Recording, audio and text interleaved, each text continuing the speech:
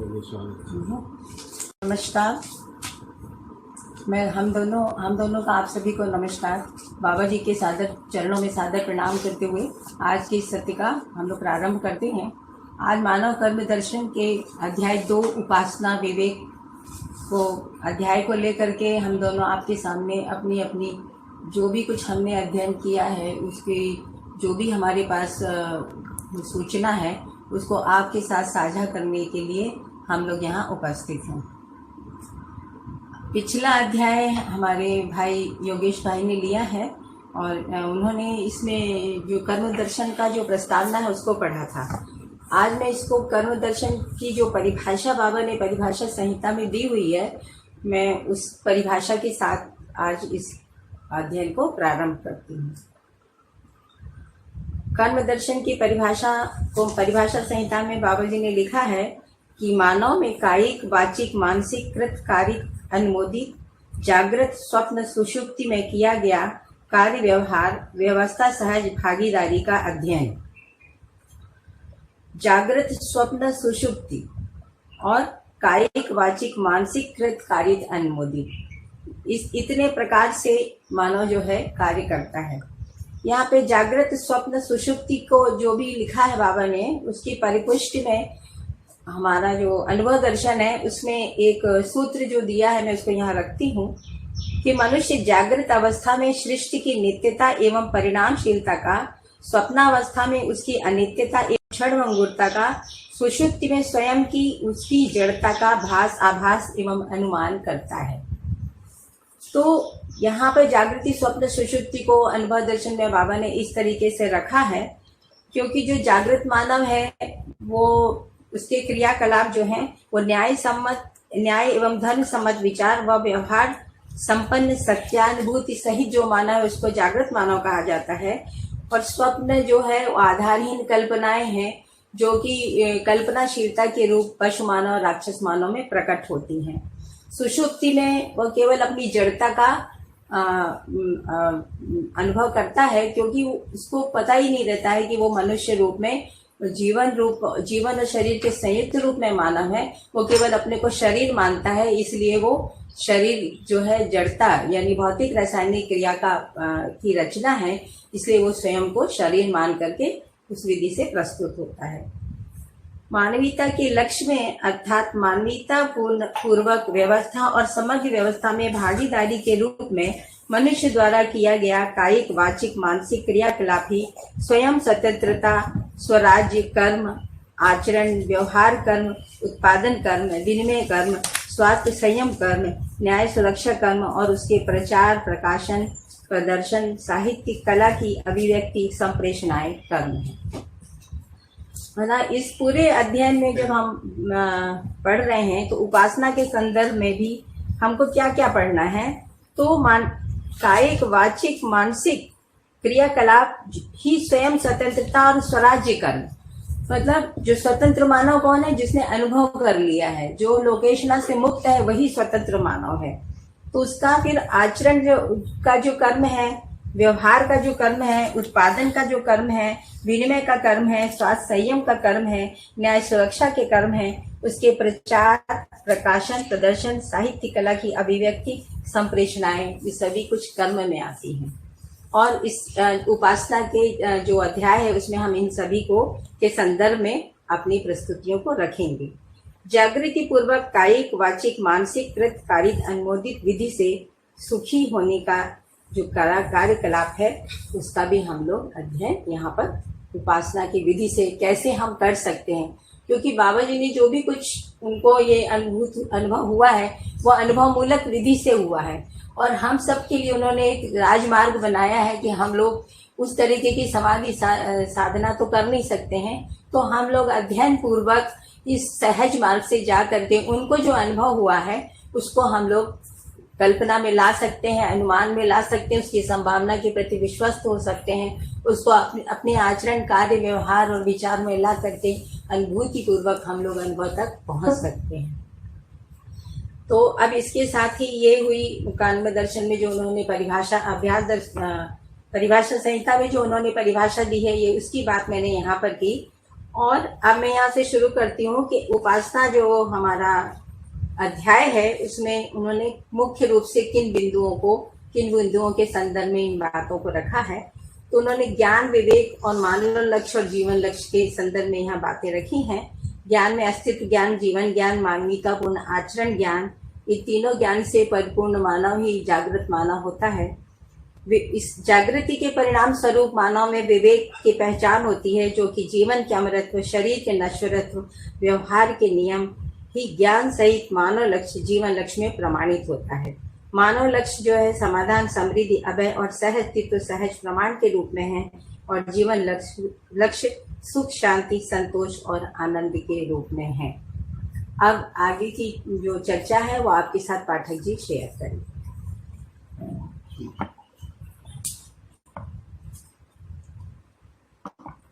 तो अभी तक योगेश भाई ने अध्याय 1 में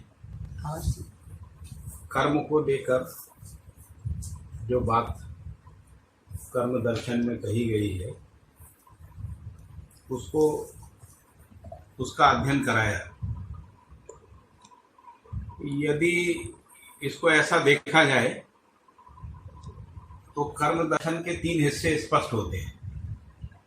पहला हिस्सा है जिसमें कर्म को लेकर जो ज्ञान पक्ष है उसको स्पष्ट किया है, कर्म का विश्लेषण किया है, कितने प्रकार से कर्म होता है, उन कर्मों के क्या क्या परिणाम होते हैं, उन सब को लेकर जो अध्याय 1 में बात आई है। दूसरा हिस्सा ये है कि जो कर्म से जो फल है उसको प्राप्त करने के लिए क्या करना होगा। तो उसके लिए बाबा जी ने उपासना को जो है प्रस्तावित किया है, जो अध्याय 2 में है। और उपासना में उन्होंने मूल रूप से 2 प्रकार की उपासनाएं जो है प्रस्तावित की हैं, जिनको हम लोग इस अध्याय में अध्ययन करेंगे। इस पुस्तक का जो तीसरा हिस्सा है जिसको हम कह रहे हैं विज्ञान, तो जब हम उपासना की बात करते हैं तो उपासना में विवेक सम्मत विज्ञान जो है वो उपासना के लिए अनिवार्य है। लेकिन जिसको हम लोग विज्ञान कहते हैं तो विज्ञान के जो बहुत सारे अवयव हैं, जो कंपोनेंट्स हैं, उनकी बात जो है बाबा जी ने अध्याय 3 में की है। तो इस तरीके से ज्ञान, विवेक और विज्ञान के रूप में मानव के कर्म दर्शन का प्रतिपादन जो है वो किया गया है। तो अध्याय 2 को हम यहाँ से शुरू करते हैं। तो अध्याय 2 जिसका नाम है उपासना विवेक, तो इसमें लिखा है मानव जीवन में उपासना एक महत्वपूर्ण भाग है। तो जब हम उपासना के इस अध्याय को पढ़ेंगे तो इसमें हमको ये बात भी स्पष्ट होगी कि बाबा जी ने जो परंपरा में प्रचलित उपासनाएं हैं उनमें जो बहुत सारी निरर्थकताएं हैं, उन निरर्थकताओं को कैसे हटा के, है ना, जो मानव जाति में या मानव परंपरा में प्रमाणित होने वाली जो उपासनाएं हैं उनको किस तरीके से प्रतिपादित किया है। तो ये इसका मूल आशय है यहाँ पर। तो इसीलिए इसकी शुरुआत कर रहे हैं कि मानव जीवन में उपासना एक महत्वपूर्ण भाग है। उपासना ही मूल प्रवृत्तियों का परिवर्तन प्रक्रिया है। तो मूल प्रवृत्तियों का मतलब है क्लेश और हर्ष परिपाकात्मक, है ना, मूल प्रवृत्तियां हैं। और परिमार्जन का मतलब है गुणात्मक परिवर्तन से, और परिवर्तन का मतलब है पूर्व से भिन्न। तो पूर्व से भिन्न का मतलब है कि मानव अमानवीयता से मानवीयता में उसमें परिवर्तित होता है, उस अर्थ में। तो उपासना ही मूल प्रवृत्तियों का परिमार्जन एवं परिवर्तन प्रक्रिया है। यही यानी उपासना अध्ययन, संस्कार एवं स्वभाव परिवर्तन भी है। यानी उपासना पूर्वक जो है संस्कार और स्वभाव का परिवर्तन होता है, और उसमें अध्ययन एक आवश्यक जो है ना प्रक्रिया है। अध्ययन को भी हम लोग उपासना ही मान सकते हैं ना, उपासना के रूप में ही है अध्ययन। फिर इसके बाद उपासना की अवधारणा क्या है, तो यह है कि उपाय पूर्वक सहवास पाना ही उपासना की अवधारणा है। उपाय पूर्वक का मतलब है उन्नति के लिए जो उपयुक्त पद्धति है उसको उपाय पूर्वक कह रहे हैं। सहवास का मतलब होता है साथ साथ आना, साथ साथ आने का मतलब है साथ साथ होना, रहना, है ना। तो जो सहवास है मूल रूप से सहवास जागृति का या जागृत का होता है। दूसरे अर्थों में कहें, जब मानव परंपरा होगी तो शिक्षा और व्यवस्था का सहवास होगा, है ना। तो विद्यार्थी जो है आचार्यों के सहवास में रहते हैं, है ना। तो इस तरीके से भी हम लोग सहवास को समझ सकते हैं। दूसरा, हम सहवास को इस तरीके से भी समझ सकते हैं कि सहवास का मतलब है संबंध में रहना। जैसे हम परिवार में रहते हैं, परिवार जो है समाज में रहता है, तो परिवार में व्यक्तियों का सहवास है ना। समाज में परिवारों का सहवास है ना। समाज जो है राष्ट्र के सहवास में समाज है ना। और पूरे अंतर्राष्ट्र में राष्ट्रों का सहवास है। इस तरीके से भी हम लोग सहवास को समझ सकते हैं। तो सहवास में ये भी कहा कि जिसका विलीनीकरण होता है ना। अब इसमें देखिए कि जब हम परिवार में सहवास की बात कर रहे हैं, तो जब परिवार में संबंध निर्वाह की निरंतरता हो जाती है, जैसे संबंध निर्वाह की निरंतरता हो गई और संबंध निरंतरता के अर्थ में हो गए, तब वो जो सहवास है वो एक ऐक्य में बदल जाता है। यानी वो एकता के रूप में हो गया, एकत्व के रूप में हो गया, एकात्मता के रूप में हो गया, इस रूप में हो जाता है। यानी उपासना पूरी हो गई, है ना। तो इसी तरीके से शिक्षा है, तो जैसे मान लीजिए कोई व्यक्ति शिक्षा संस्कार के लिए विद्यालयों में जाता है, वहाँ अध्ययन करता है और शिक्षा पूर्वक जो है उसमें ज्ञान की निरंतरता हो गई, तो वो सहवास से ऐक्य में आ गया, यानी जागृति की निरंतरता उसके अंदर हो गई। तो उस अर्थ में भी हम लोग सहवास और ऐक्य को देख सकते हैं ना। तो योग का जो परिभाषा था व्यवहार दर्शन में, उसमें ये बात आई थी, है ना, कि तो योग जो है वो ऐक्य और सहवास के रूप में होता है। तो उपाय पूर्वक सहवास पाना ही उपासना की अवधारणा है। इसके बाद लिखा है कि इसके लिए, है ना, जिसके लिए, यानी उपासना के लिए परिश्रम एवं अभ्यास है। और परिश्रम को बाबा ने लिखा है परिमार्जित श्रम। एक होता है कि हम कुछ भी करते रहें, वो भी एक प्रकार से श्रम है, जैसे अमानवीयता में जो श्रम है ना, तो वो श्रम की बात नहीं कर रहे हैं, परिमार्जित श्रम की बात कर रहे हैं। तो परिमार्जित श्रम क्या है? तो परिमार्जित श्रम का मतलब है जिसको श्रवण मनन आदि कह रहे हैं, जिसको हम लोग अध्ययन कह रहे हैं, ये सब परिमार्जित श्रम है, जिसको हम लोग समृद्धि के लिए, अर्थोपार्जन के लिए जो श्रम कह रहे हैं, है ना, अर्थोपार्जन पूर्वक समृद्धि के लिए जो श्रम है वो सब परिश्रम है। तो लिखा है इसके, जिसके लिए, यानी उपाय पूर्वक सहवास पाना ही उपासना की अवधारणा है ना। और उपासना के लिए परिश्रम और अभ्यास है। परिश्रम का मतलब परिमार्जित श्रम, और अभ्यास का मतलब है जो अभ्यास, 3 प्रकार के अभ्यास जो हैं वो अभ्यास दर्शन में प्रस्तावित किए गए हैं। एक है चिंतनाभ्यास, दूसरा व्यवहाराभ्यास और तीसरा प्रयोग अभ्यास, जिसको हम लोग कर्माभ्यास भी बोलते हैं ना। तो ये तीनों, यानी अभ्यास भी एक प्रकार की उपासना है।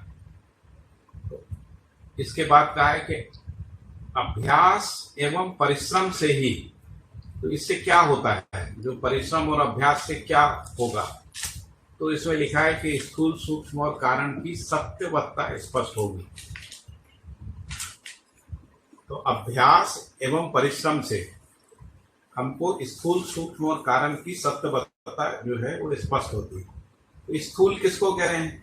तो जितनी भी जड़ प्रकृति है ना, उसको स्थूल कह रहे हैं, या जिसको हम लोग भौतिक भी कहते हैं ना। भौतिक जो पदार्थ पिंड है उनको हम लोग स्थूल कह रहे हैं।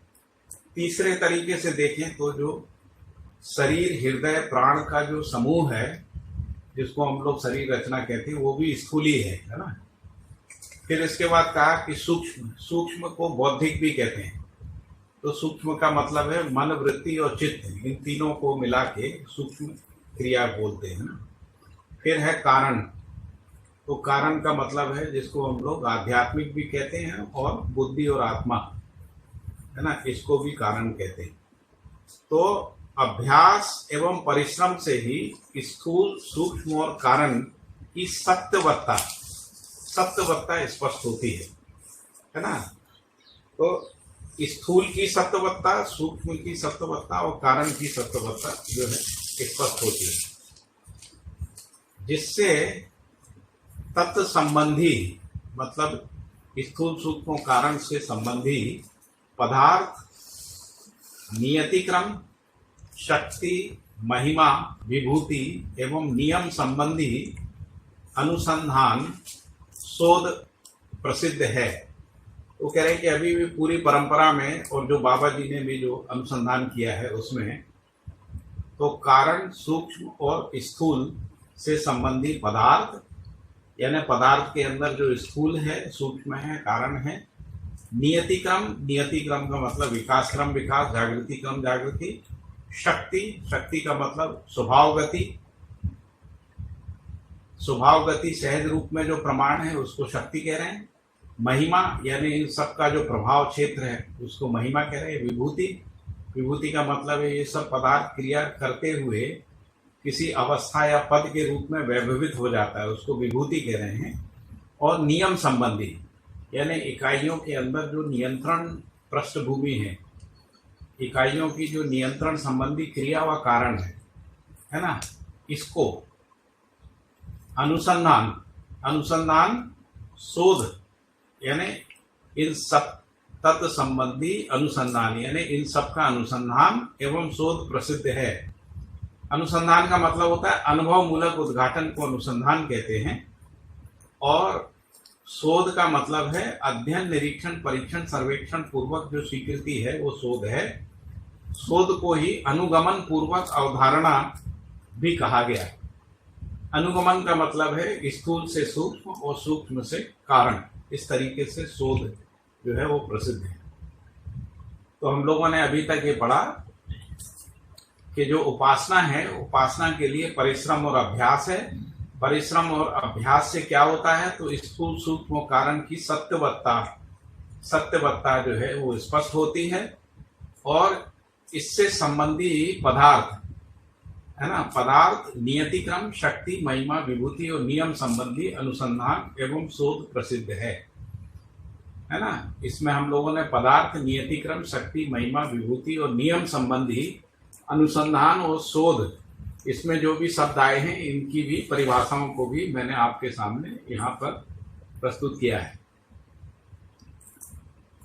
इसके बाद है अनुसंधान भौतिक, बौद्धिक और आध्यात्मिक भेद से है।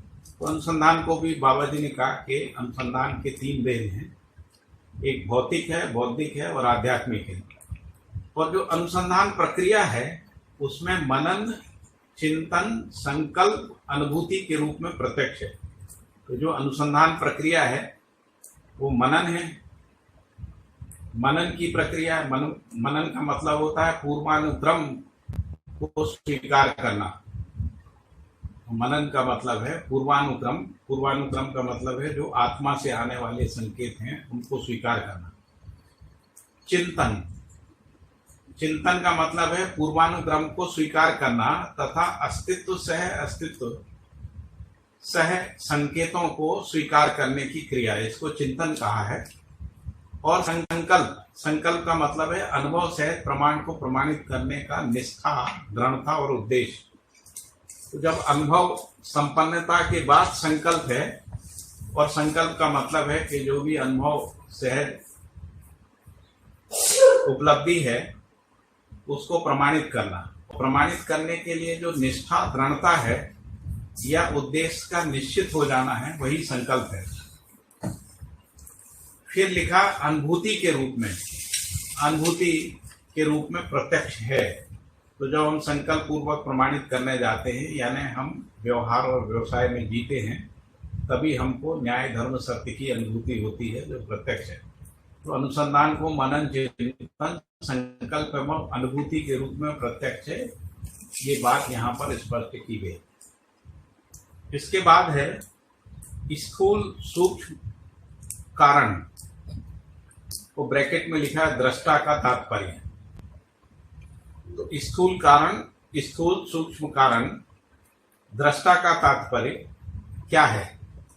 तो लिखा है देखने, समझने, प्रयोग करने, व्यवहार करने, अनुभव करने योग्य क्षमता से संपन्न होने से है।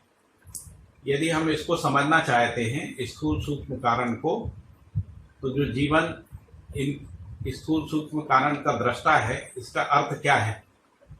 तो इसका अर्थ है देखना, समझना, प्रयोग करना, व्यवहार करने और अनुभव करने योग्य क्षमता से संपन्न होना। तो प्रयोग का मतलब, जिसको हम लोग प्रयोग कह रहे हैं, प्रयोग का मतलब होता है लक्ष्य पूर्ति के लिए प्रक्रिया, लक्ष्य पूर्ति के लिए प्रक्रिया संपन्न करना। एक तो प्रयोग का परिभाषा ये है, और दूसरा जब हम प्रयोग को आर्थिक कार्यक्रम में देखते हैं तो प्राकृतिक ऐश्वर्य को परिवर्तित करने के लिए की गई प्रारंभिक प्रक्रिया को भी प्रयोग कहते हैं। तो जो दृष्टा के रूप में मानव है या दृष्टा के रूप में जीवन है, तो जीवन स्थूल सूक्ष्म कारण को देख सकता है, समझ सकता है, प्रयोग कर सकता है, व्यवहार कर सकता है और अनुभव करने की क्षमता से संपन्न हो सकता है। इस अर्थ में यहाँ पर दृष्टा को स्पष्ट किया है। फिर अगला वाक्य है उपासनाएं कूटस्थ, रूपस्थ और आत्मस्थ भेद से हैं। पूर्ण अनुभव के लिए की गई प्रक्रिया कूटस्थ उपासना है।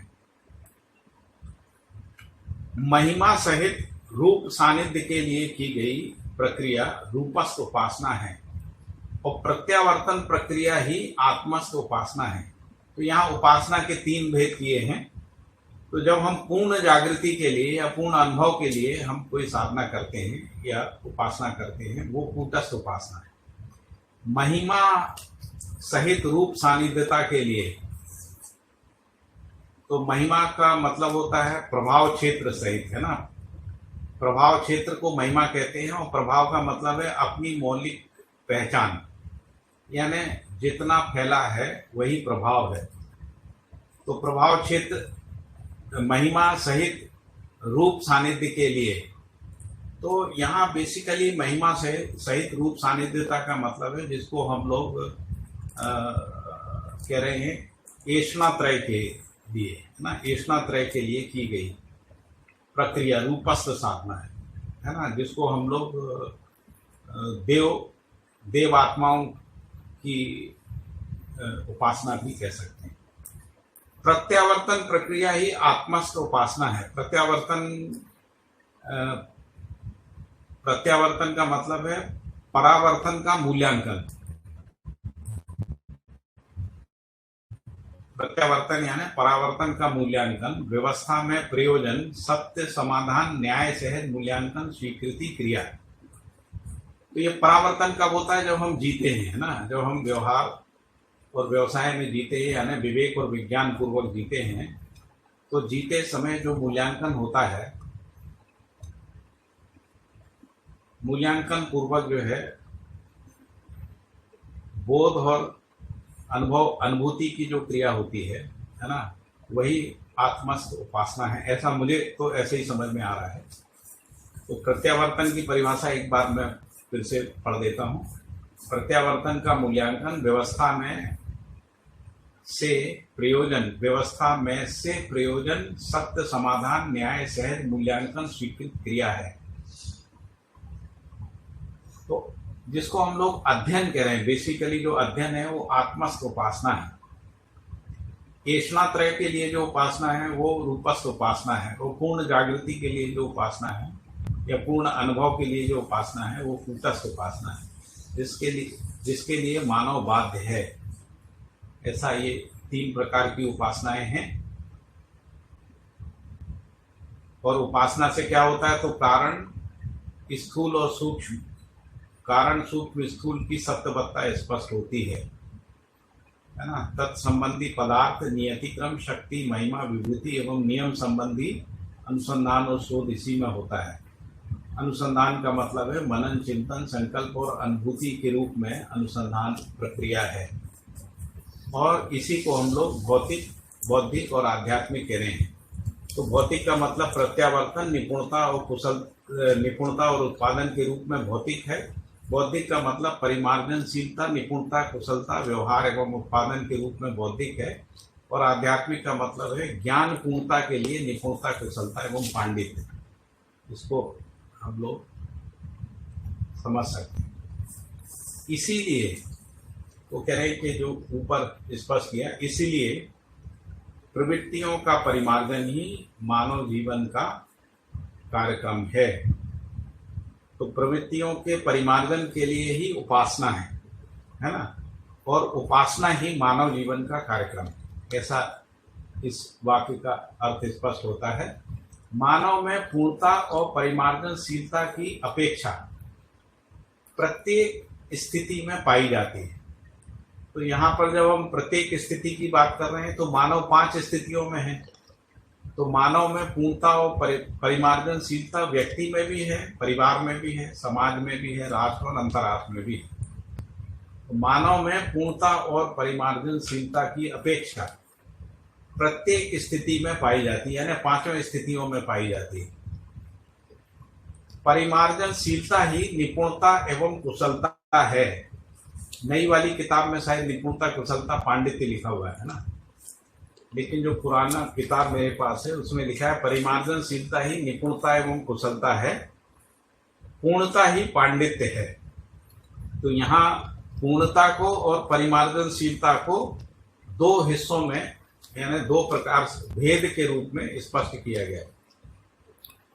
पांडित्य से अधिक ज्ञान है ना, क्योंकि पांडित्य पूर्ण है इसलिए ज्ञान पूर्ण है, इसलिए ज्ञान से ज्यादा तो कुछ होता नहीं, इसलिए पांडित्य से अधिक ज्ञान और निपुणता, कुशलता से अधिक व्यवहार एवं उत्पादन नहीं है। तो निपुणता, कुशलता से अधिक व्यवहार और उत्पादन नहीं है और पांडित्य से अधिक ज्ञान नहीं।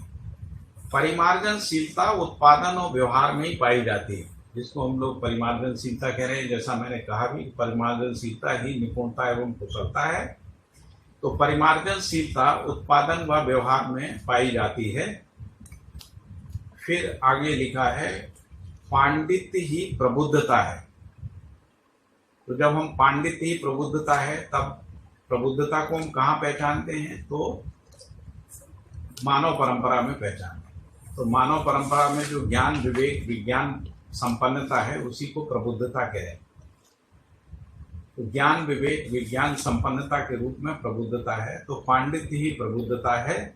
इसी को हम जब व्यवस्था में देखते हैं तो प्रबुद्धता ही शिक्षा एवं व्यवस्था है।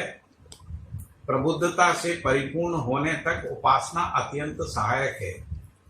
यानी जब जागृत मानव परंपरा में शिक्षा व्यवस्था स्थापित हो जाएगी, है ना, उससे पूर्व तक उपासना अत्यंत संपन्नता के लिए, ज्ञान, विज्ञान, विवेक संपन्नता होने के बाद, है ना, ज्ञान, विवेक, विज्ञान संपन्न होने के बाद जब उसको व्यवहार में और व्यवसाय में हम नियोजित करते हैं, उससे परंपरा में शिक्षा और व्यवस्था की स्थापना होती है। शिक्षा और व्यवस्था की स्थापना पूर्वक या प्रतिष्ठा पूर्वक जो प्रबुद्धता है वो पीढ़ी से पीढ़ी सुलभ हो जाती है ना। इसीलिए इस समय, यानी जब हम लोग उपासना कर रहे हैं, है ना, या उपासनाशील है, उस स्थिति में प्रबुद्धता से परिपूर्ण होने तक उपासना अत्यंत सहायक है ना। फिर आगे है देवी देवता 3 प्रकार से गण्य है। तो हमारी परंपरा में भी देवी देवताओं का बहुत सारा जिक्र है ना। कहते हैं 33 करोड़ देवी देवता हैं, ऐसा कुछ एक मान्यता है। लेकिन मध्य दर्शन से अस्तित्ववाद ने, है ना, प्रमाण के आधार पर उनका जो वर्गीकरण किया उसमें 3 प्रकार से वर्गीकरण किया। पहले जो देवी देवता हैं, या देवता भी बोल सकते हैं, क्योंकि ये देवी देवता कहने से ऐसा लगता है कि उनमें भी कुछ भेद होता है ना। तो शरीर जब नहीं रहता है तो क्योंकि शरीर के आधार पर जो है स्त्री पुरुष का भेद है, लेकिन जब शरीर नहीं है, उस शरीर विहीनता की स्थिति में जो आत्मा है या जो जीवन है ना, तो उसमें कोई देवी देवता नहीं होता, इसलिए देवता ही कह सकते हैं या देवी कह सकते हैं, जो भी जिसको उपयुक्त लगता है। तो भू, अंतरिक्ष और दिव्य स्थानीय 3 प्रकार के देवी देवता के रूप में गण्य हैं। और ये जो क्लासिफिकेशन या वर्गीकरण किया गया है, ये उनकी विचरण क्षमता पर आधारित है। फिर ये लिखा है कि जो चैतन्य इकाई सूक्ष्म कारण क्रिया के सम्मिलित रूप में है। सूक्ष्म क्रिया को बताया था, मन, वृत्ति, चित्त को सूक्ष्म क्रिया कहते हैं। कारण का मतलब बुद्धि और आत्मा को कारण क्रिया कह रहे हैं। और यहाँ कह रहे हैं कि ये दोनों सम्मिलित रूप से है, यही आत्मपुंज है। तो आत्मपुंज का मतलब हुआ मन, वृत्ति, चित्त, बुद्धि, आत्मा। इन 5 का जो सम्मिलित रूप है या अविभाज्य रूप है, उसी को आत्मपुंज कह रहे हैं। और यही देवी देवता है ना।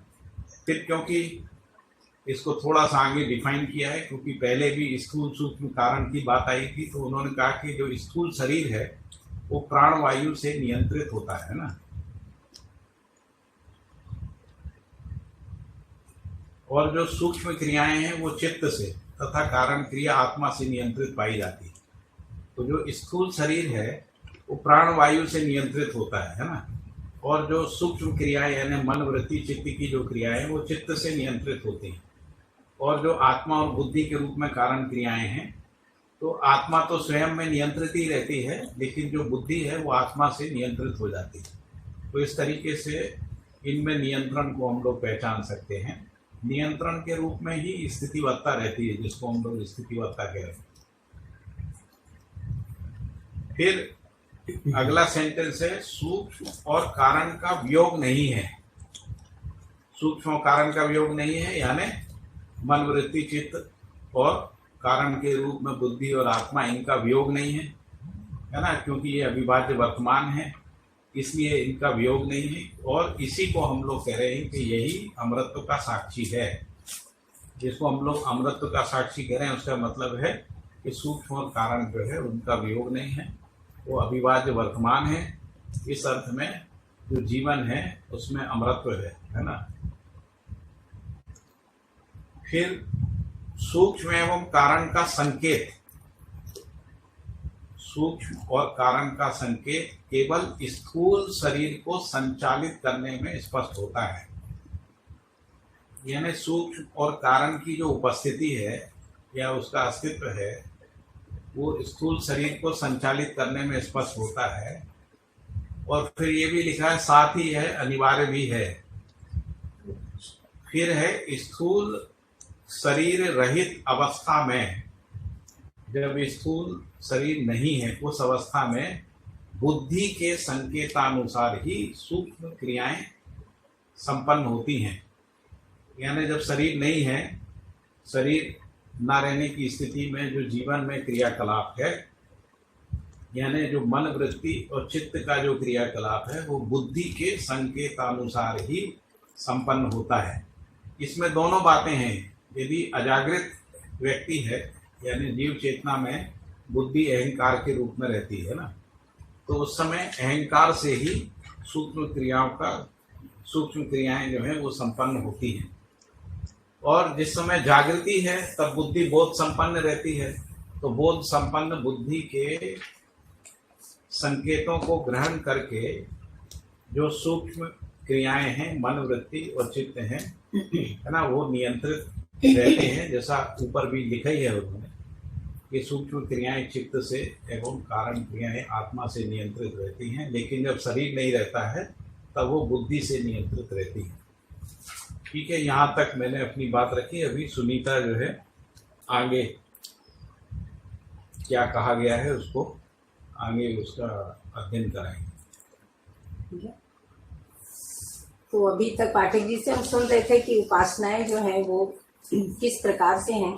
तो कूटस्थ, रूपस्थ एवं आत्मस्थ भेद से उपासनाएं होती हैं, और उन उपासनाओं के परिणाम में किस प्रकार से को पहचाना जाता है, उसको इन आगे के जो पैराग्राफ है उनमें बताया गया है। तो ये तीनों प्रकार की साधनाओं के फलस्वरूप ही 3 प्रकार के देवता देव, अंतरिक्ष, स्थली और भूस्थली होते हैं। तो ये ही क्रम से दिव्य आत्मा, देवात्मा एवं भूतात्मा है। तो ये तीनों प्रकार के देवता जो हैं उनको हमें तो पता नहीं, तीनों प्रकार के देवता देव, स्थली मतलब असीम अवकाश में विचरने वाले, अंतरिक्ष में स्थली का मतलब होता है एक ब्रह्मांड के अवकाश में विचरने वाले, और भूस्थली मतलब एक भूमि के वातावरण में ही विचरने वाले होते हैं। ये ही क्रम से दिव्यात्मा, देवात्मा एवं भूतात्मा है। तो इन तीनों का जो अंतर किया गया है वो जो तीनों प्रकार की जो हमारे यहाँ बातचीत हुई है, पशु मानव, राक्षस मानव, देव मानव और दिव्य मानव, है ना। मानव को कोई पद नहीं माना गया है, इसीलिए हम लोग पशु मानव को तो गिनते ही नहीं है। 4 पद जो बताए गए हैं, प्राण पद, भ्रांत पद, देव पद और दिव्य पद, उस संदर्भ में यहाँ पे बात की गई है। जो भ्रांत पद में है वो सब भूतात्मा है, और जो देव पद में है वो सब अंतरिक्ष में मतलब जो देव पद चक्र में है, और जो स्वतंत्र है, जो कि नहीं, जो स्वतंत्र है, जो दिव्य पद में है, दिव्य तीनों प्रकार नहीं, कोई बात थोड़ा एक मिनट, तीनों प्रकार के जो देवता हैं, जो हैं, जो असीम आकाश में विचरने वाले हैं, ये सब स्वतंत्र हैं, ये पद मुक्त हैं, इनकी कोई मतलब ये पद से मुक्त हैं, क्योंकि ये लोकेशना में नहीं है। लोकेशना में जो लोग, जो भी मानव है या देव मानव है, वो जो है वो एक अंतरिक्ष के में ही विचरता है, और भू की सीमा में रहने वाले जो मानव हैं, उनको जो कि विषयासक्त मानव होते हैं, उनको क्रम से देवात्मा, देवात्मा एवं भूतात्मा कहते हैं।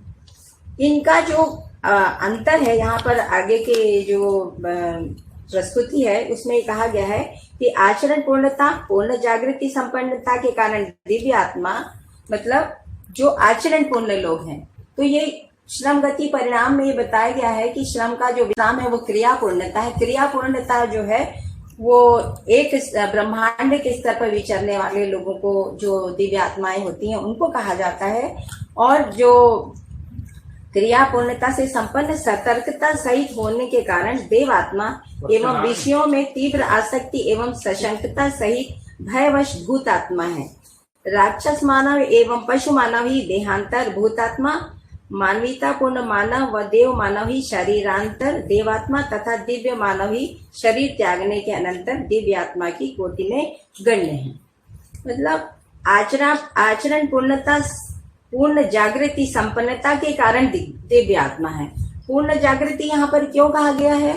क्योंकि यहाँ पर ऐषणाओं से वो मुक्त है, इसलिए उसको पूर्ण जागृत व्यक्ति कहा गया है।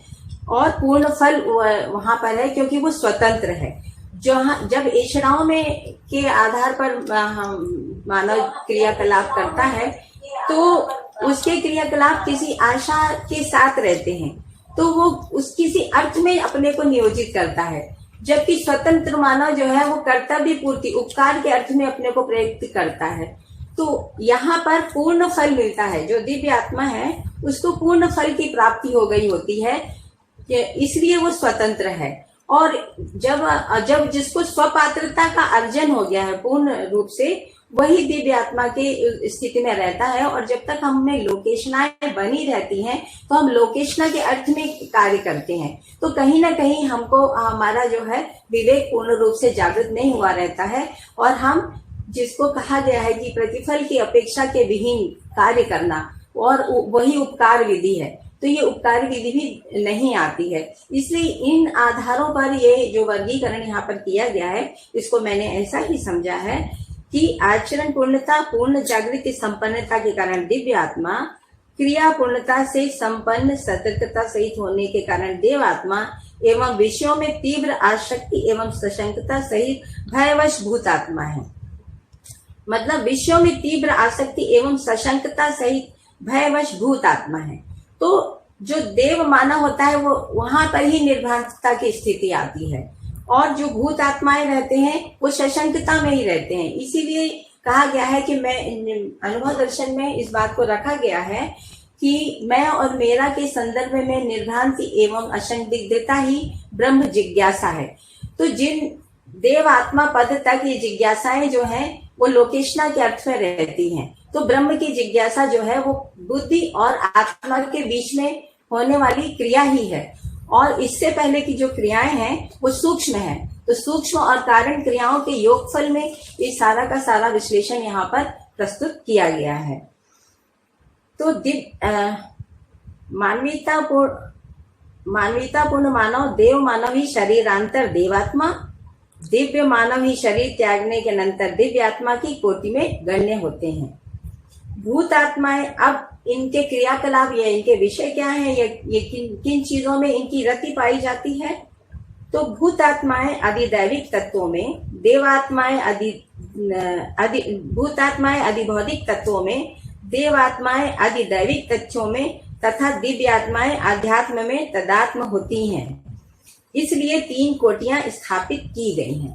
अब इनकी तादात्म्यता कहाँ होगी, मतलब तदाकार तदात्म्य, ये हम मध्य दर्शन में सब सारे शब्दों का जो प्रस्ताव है वो इन अर्थों में है कि हम उनकी तादात्म्यता कहाँ रहती है, मतलब वो किस तरफ उनका विचार, उनका इच्छा, उनका जो आस्वादन क्रिया है वो कहाँ रत रहती है। उस अर्थ में यहाँ इस बात को प्रस्तुत किया गया है कि भूतात्माएं आदि भौतिक तत्वों में, मतलब जो जड़ पक्ष है उसमें वो तादात में रहती हैं, और देवात्माएं बौद्धिकता में, है ना, बौद्धिकता को दीर्घ सुख भी बोला गया है।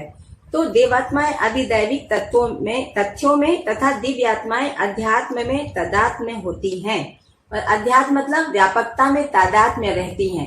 इसीलिए जो दिव्य आत्माओं का विषय है वो केवल सत्य रहता है, और दिव्य आत्माओं के जो विषय है उसमें लोकेशना वो एशना रहते हैं, और भूत आत्मा जो है वो विषयों में रहते हैं। तो उनमें विषयों सहित 4 विषय और 3 एशनाएं रहती हैं, लेकिन देवात्मा में केवल एशना रहती है, वो केवल एशना के लिए ही काम करता है, और दिव्य आत्मा एशना से ही मुक्त रहता है। इस प्रकार से ये तीनों प्रकार के देवताओं की यहाँ पर प्रस्ताव मतलब व्याख्या की गई है, और ये सारी व्याख्याओं के आधार पर जो 3 प्रकार के देवता हैं तो उनकी जो विचरण क्षमता है वो कहाँ तक देख पाते हैं, कहाँ तक वो प्रभाव कर पाते हैं। तो एक जो देवता है वो देव है, जो असीम अवकाश में विचरने वाले हैं, इनको दिव्य आत्मा। अंतरिक्ष एक ब्रह्मांड की सीमा में, ये एक सोलर सिस्टम में जो विचरण करते हैं उनको अंतरिक्ष स्थलीय, और जो एक भूमि की सीमा में काम करते हैं उनको भूस्थलीय देवता के रूप में गण्य किया गया है। आदि भौतिकी, अब इनके क्रियाकलाप क्या होंगे उसका यहाँ पर वर्णन किया गया है कि ये क्या कार्य करेंगे। पहले उनके प्रकार बताए गए, फिर उनको क्यों इस प्रकार से इनका विश्लेषण किया गया है, और फिर इनकी जो तादात्म्यता है वो कहाँ होगी, और अब इन तीनों के फलस्वरूप में क्या हमको उनमें व्यवहार पक्ष में दिखाई देगा, कार्य व्यवहार में, उसकी यहाँ पर अब चर्चा की गई है कि आदि भौतिकी सीमा में उत्पादन प्रधान व्यवहार, मतलब जो भौतिकता की सीमा में है, जैसा अभी हम लोग जी रहे हैं, कभी उत्पादन प्रधान व्यवहार है, मतलब उत्पादन के लिए व्यवहार है, व्यवहार के लिए उत्पादन नहीं है। जबकि मध्य दर्शन में सारा का सारा उत्पादन जो है वो समाज गति के अर्थ में है, समृद्धि के अर्थ में है, क्योंकि मध्य दर्शन में संपत्ति जो है वो समाज की मानी गई है, व्यक्ति की संपत्ति उसको नहीं माना गया है। इससे यहाँ पर ये बात बहुत स्पष्ट रूप से समझने में आती है कि आदि भौतिकी सीमा में उत्पादन प्रधान व्यवहार, आदि दैविक सीमा में व्यवहार प्रधान उत्पादन। मतलब आदि दैविक सीमा में क्या रहता है, जहाँ व्यवहार प्रधान उत्पादन होगा, मतलब जो देव मानव होते हैं वो व्यवहार प्रधान उत्पादन करेंगे, मतलब उनमें उत्पादन की प्रधानता नहीं रहेगी, व्यवहार की प्रधानता रहेगी। तो प्रकृति में नियमों के रूप में और मानव के साथ में मूल्यांकन और उभय तृप्ति के रूप में वो संबंधों का निर्वाह करेंगे। वह संबंध, ये सारा उत्पादन जो है वो लाभ के लिए नहीं होगा, वो संबंधों के समुचित निर्वाह के लिए होगा, क्योंकि संबंधों के समुचित निर्वाह में जागृति भी एक पक्ष है। तो जागृति के लिए व्यवहार से प्रस्तुत होना ही आवश्यक है। तो उस व्यवहार से प्रमाण के लिए हमको उपासना पूर्वक इस प्रकार से अपने क्रियाकलाप को संयमित करना, नियोजित करना ही इस सूत्र में जो व्याख्या की गई है उसका ये तात्पर्य है। अध्यात्म पूर्ण जीवन में अनुभव मूलक विचार रहता है। ये व्यवहार एवं उत्पादन क्रम में प्रत्यक्ष है। मतलब अध्यात्म पूर्ण जीवन में केवल अनुभव मूलक विचार रहता है। वहां पर फिर प्रधानता या गौरता नहीं रहती है। वहां पर वो सम्यक दृष्टि से सम्यक क्रियाकलाप करता है और उसके क्रियाकलाप में, उसके विचार, कार्य, व्यवहार में तीनों में जो एक सूत्रता है वो स्वतंत्र रूप से प्रस्तुत होती है।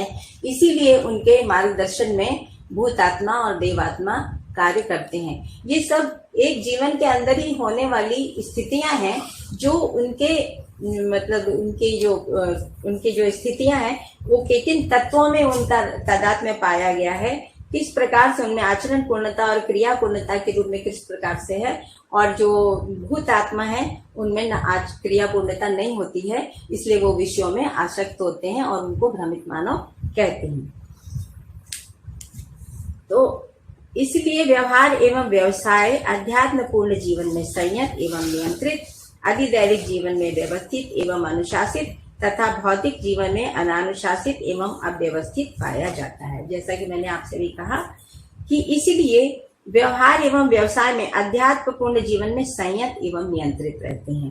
वहाँ पूर्ण फल है, स्वपात्रता है, वहां पे पाने की इच्छा से कुछ भी नहीं किया जाता है। ये स्वपात्रता ही हमारी स्वतंत्रता का आधार है। तो जब स्वपात्रता में कोई भी जीवन स्थित हो जाता है तब वो देने के अर्थ में, उपकार के अर्थ में अपनी समस्त शक्तियों को नियोजन करता है। अधिदैविक जीवन में व्यवस्थित एवं अनुशासित तथा भौतिक जीवन में अनानुशासित एवं अव्यवस्थित पाया जाता है। ये तो स्पष्ट ही हो रहा है, इस जो वाक्य है, वाक्य रचना है कि अधिदैविक जीवन में वो व्यवस्थित एवं अनुशासित होता है तथा भौतिक जीवन में अनानुशासित तथा अव्यवस्थित पाया जाता है। इसलिए अध्यात्म पूर्ण जीवन में ही मानव की चारों आयामों की एक सूत्रता पाई जाती है। तो मानव में जो चार आयाम है, विचार, व्यवहार, कार्य और अनुभव, ये चारों हैं, अनुभव, विचार, कार्य और व्यवहार, ये चारों जो उसके आयाम हैं, उन चारों आयामों में एक सूत्रता रहती है। तो अनुभव सम्मत उसका विचार होता है, अनुभव और विचार सम्मत उसका व्यवहार होता है, और अनुभव, विचार और व्यवहार सम्मत उसका कार्य होता है। इस प्रकार से इस एक मानव में जो एक सूत्रता है चारों आयामों के माध्यम से मध्य दर्शन में प्रस्तावित की गई है, जिसकी यहाँ पर व्याख्या है। विषय चतुष्टय के लिए अधिभौतिक तत्वों में अब यहाँ पर फिर बात कर रहे हैं कि जो है वो भूत आत्मा जो है और देवात्मा और दिव्य आत्माएं, वो उनके लिए क्या क्या विषय है। तो विषय चतुष्टय के लिए अधिभौतिक तत्वों में निमग्न रहना, ऐशना त्रय के लिए अधिदैविक, सामाजिक एवं व्यवहारिक मूल्यों में दिव्य मानव अध्यात्म में तादाद में पाया जाता है, जिसके लिए ही क्रम से आसक्ति, उपासना एवं निष्ठा प्रयुक्त होती है। मतलब जो जिनके विषय चतुष्टय में या जो भौतिक पक्ष में तादाद में है, वो विषय चतुष्टय के लिए अधिभौतिक तत्वों में जड़ पक्ष में रहते हैं, और ऐशना त्रय के लिए अधिदैविक मतलब सामाजिक एवं व्यवहारिक मूल्यों में वो अपना तन मन धन नियोजन करते हैं। दिव्य मानव अध्यात्म में तादाद में पाया जाता है, जिसके लिए ही क्रम से आसक्ति, उपासना एवं निष्ठा प्रयुक्त होती है। यहाँ पे प्रयुक्ति का जो मतलब है वो प्रबुद्धता सहित नियोजन से है, और प्रबुद्धता जो है वो दिव्य मानव में ही पूर्ण रूप से प्रमाणित होती है। देव मानव में वो इसको अर्ध विवेक भी आगे इसी अध्याय में कहा गया है, जिसको आगे हम लोग यहाँ पर रखेंगे। तो अब इसके आगे परमात्मा सत्ता में संपूर्ण जड़ चैतन्यात्मक प्रकृति संपृक्त है, इसलिए यह में अनुभव पर्यंत जागृति के लिए बाध्य है। मतलब सत्ता में संपूर्ण जड़ चैतन्यात्मक प्रकृति संपृक्त है, इसलिए यह में मतलब व्यापक में अनुभव पर्यंत जागृति के लिए बाध्य है। ये जागृति क्यों बाध्य है? कोई भी इकाई जो है, मानव इकाई, ये बाध्य क्यों है? इसलिए कि अस्तित्व में जितनी भी क्रियाएं हैं वो किसी प्रयोजन से हैं, जितनी भी अवस्थाएं हैं उन प्रयोजन की पूर्ति के लिए हैं। तो ज्ञानावस्था जो है वो अस्तित्व को प्रमाणित करने के लिए है, क्योंकि मानव में ही कल्पनाशीलता और कर्म स्वतंत्रता का प्रकाशन है और कल्पनाशीलता के तृप्ति बिंदु के लिए जागृति अनिवार्य स्थिति है। इसलिए मनुष्य जो है जागृति पर्यंत बाध्य है। जागृति के बगैर मानव जो है व्यवस्था में अपनी भागीदारी को प्रमाणित नहीं कर पाता है। जैसे कि मध्य दर्शन में एक सूत्र प्रस्तावित है कि हर इकाई स्वयं में व्यवस्था और समग्र व्यवस्था में भागीदार है। इस सूत्र के संदर्भ में मानव इकाई जो है व्यवस्था में तभी भागीदारी कर पाती है जब वह जागृत होती है। वो क्यों भागीदारी कर पाती है? क्योंकि जीवन की जो व्यवस्था है वो मध्यस्थ क्रिया में ही है, और मध्यस्थ क्रिया जो है वो मध्यस्थ सत्ता को अनुभव का अधिकार उसके पास प्राप्त है। यहाँ पर एक बात मैं और भी स्पष्ट करना चाहती हूँ, जो कि हमारे भाई बंधु कई बार अपने प्रश्नों में पूछते रहते हैं कि दर्शन और अनुभव, इसके बारे में वो बहुत जिज्ञासाएं रखते हैं। तो मैं एक स्पष्टीकरण जो मुझे मध्य दर्शन के अध्ययन से समझ में आया है वो आपके सामने में साझा करती हूँ कि मन से वृत्ति और वृत्ति से चित्त और चित्त से बुद्धि और बुद्धि से आत्मा के बीच में कोई दूरी है, और देखने के लिए या ज्ञान चक्षु से चर्म चक्षु से देखने के लिए कोई दूरी चाहिए। बिना दूरी के कुछ देखना होता नहीं है, तो इसलिए दूरी में ही देखना होता है। तो मन से वृत्ति की दूरी है तो मन वृत्ति को देखता है, वृत्ति से चित्त की दूरी है तो चित्त वृत्ति जो है चित्त को देखती है, और चित्त से बुद्धि की दूरी है इसलिए चित्त बुद्धि को देखता है, और बुद्धि से आत्मा की दूरी है इसलिए बुद्धि आत्मा के संकेत ग्रहण कर पाने में समर्थ होती है।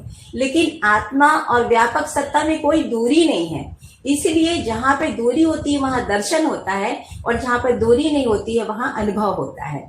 इस बात के लिए यहाँ पर अनुभव के बगैर मानव इकाई स्वयं को व्यवस्था में प्रमाणित ही नहीं कर पाती है। तो बाबा जी ने अनुभव मूलक विधि से इन सारी जो व्यवस्था सूत्र हैं उनको हमारे सामने रखा है, और अध्ययन पूर्वक हम इसको समझ सकते हैं ऐसा विश्वास उन्होंने हमको दिया है।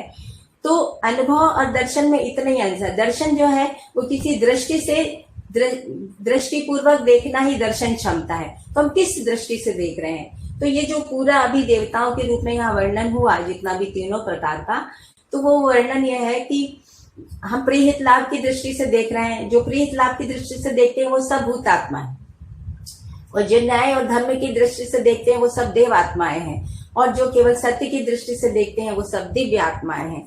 इसीलिए मनुष्य को व्यवस्था में भागीदारी पर्यंत तृप्ति नहीं है। आचरण पूर्णता का प्रमाण दिए बगैर उसमें तृप्ति का प्रकाशन नहीं है, क्योंकि गति का गंतव्य जो है वो गठन पूर्णता, क्रिया पूर्णता और आचरण पूर्णता ही है। और क्रिया पूर्णता और आचरण पूर्णता क्यों है? ये गठन पूर्णता, क्रिया पूर्णता और आचरण पूर्णता क्यों है?